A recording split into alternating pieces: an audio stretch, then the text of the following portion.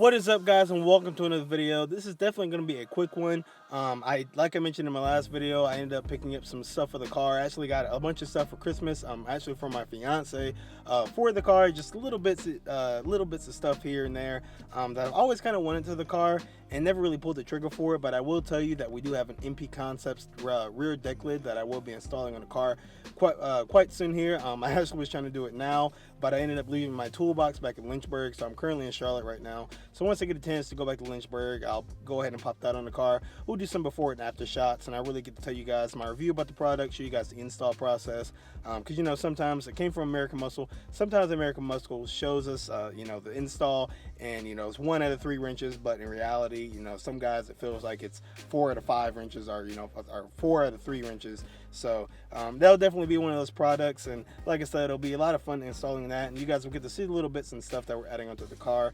But for this video, as you guys can tell from the title, we have the Rtr Shift Ball, and like I said, this is definitely going to be a really quick video.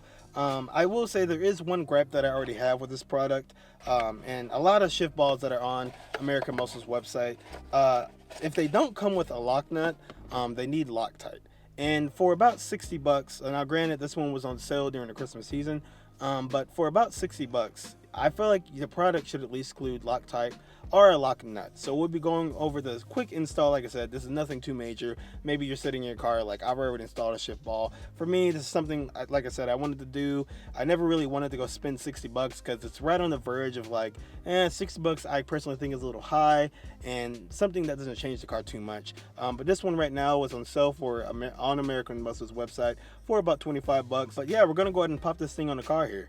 All right, guys, so first things first, when installing a shift knob, basically, at least on the S550 Mustangs, all you really have to do is twist it counterclockwise. Now, I went ahead and put on a glove because I actually got mine a little loose before I started filming this part of the video.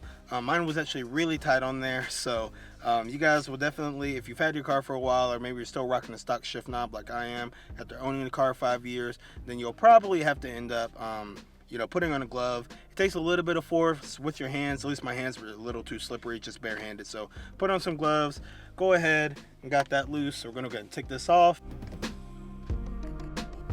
As you can see, that's a stock shift knob. And one thing I want to note about the shift knob, you know, it started to get a little bit of wear and tear after 5 years. You know, any type of leather shift knob, you know, it's gonna have its little small scratches.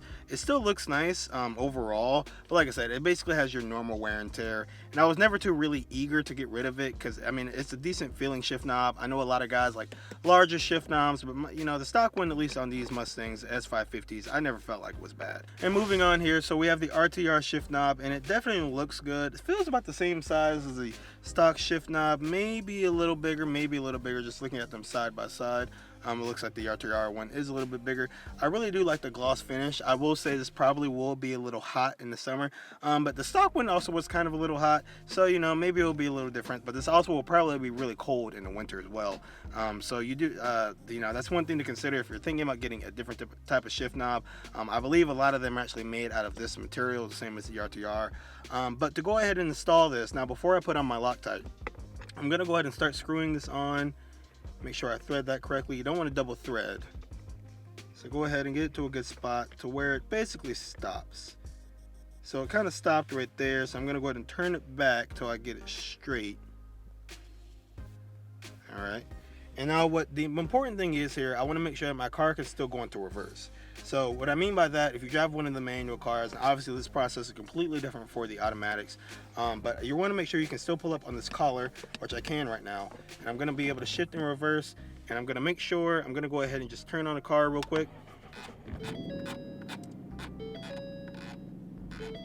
And the car did indeed put me in first. I was just turning down my radio right there so you guys didn't get blasted with any music. But the car is in reverse, sorry. So now that that's double checked, we're gonna go ahead and turn off the engine again, put it back in neutral, go ahead and unscrew. So actually, let me go ahead and get that tight. So see how many turns it takes for me to basically get this back off. That way, when I actually apply the Loctite, I know exactly how many turns to get it to exactly to this point. Alright guys, so in my case it was about 9 turns in order to get my shift knob where exactly I need it to be. That's going to be different basically with really with any shift knob. Maybe the RTRs are all the same, but in my case I found exactly 9 to where I needed to be. So now we're going to go ahead and apply our blue Loctite here. Now you're able to pick this up, like I said earlier in the video, at Walmart for about I think it was like $4.24 or something like that. You can pick it up online on Amazon for the same price, whatever, if you prefer, if you're still staying inside due to quarantine or whatever. But we're going to go ahead and apply this on. Now this is the blue. If you apply the red, the difference between blue and red Loctite is really for anything that you want to screw on and you don't plan on taking that thing off ever again. Blue Loctite still holds it on there sturdy, but you are able to basically remove it if you need to. And that's why they use it from the factory. So we're going to go ahead and apply some of that on here right now. Alright, so now we're going to go ahead and do our shift knob, pop that back on, starting in the middle here, make sure the threads are straight. So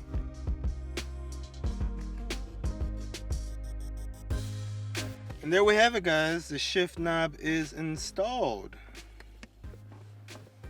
I'm just going to go ahead and double check that I can still get into reverse here.